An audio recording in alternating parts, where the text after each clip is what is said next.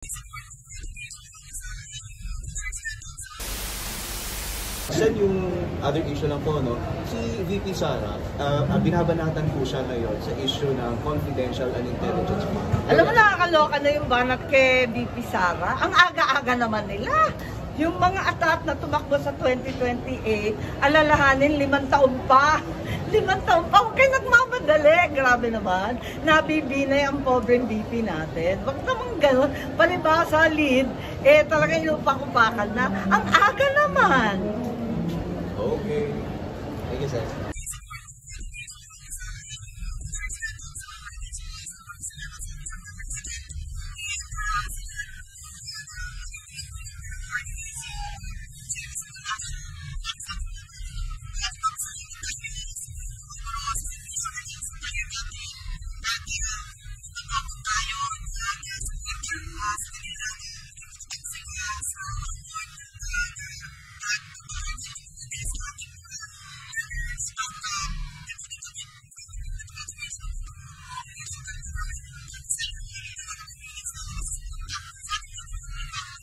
Andito tayo sa RTU na wala napaka-tsaka ng school. 1969 pa yung mga eskwela, yung mga gusali at kinakailangan ayusin. Maraming reklamo estudyante at talagang very rundown na siya for 20,000 kids nagsisiksikan dito sa isang sulok ng Mandaluyong.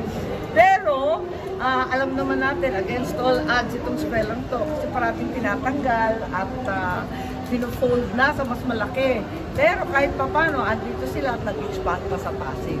Yan ang status ng ating mga sa state universities and colleges. Kaya nagre-reklamo tayo, hindi nagpe-perform yung ating mga teachers, estudyante. Pero ang realidad, hindi rin naman tayo nag-i-invest, hindi naman tayo nagpapatayo ng maayos, hindi naman tayo nagbibigay ng sapat na budget.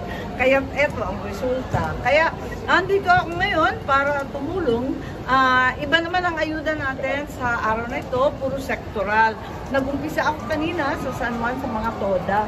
Kasi alam naman natin, ang transport sector, ang mga TODA, isa sa pinaka-hard hit sa lahat ng sektor dahil 2 taon sila nakasara nung panahon ng pandemic, lockdown ng lockdown. Ngayon naman, nakabukas na, ang tataas naman ng presyo ng bilihin. Lalo na ang gasolina na imported naman, pati ang LPG nagtaasan ngayon, kaya eto nga, malaking problema.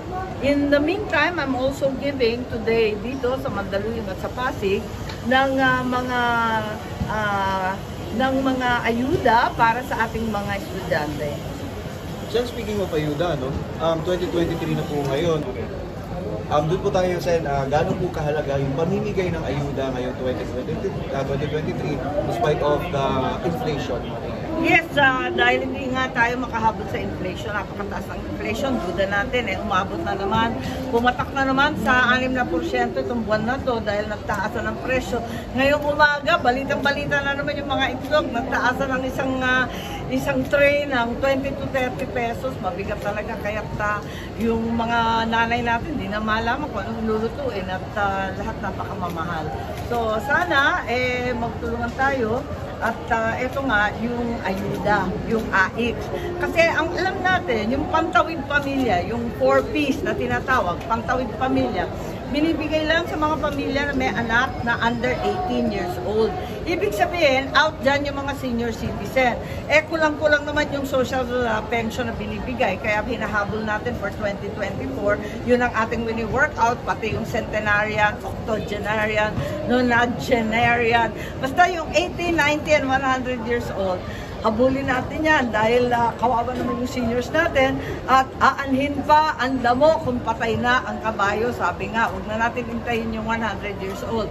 Maliban dyan, andyan din ang ating mga solo parents.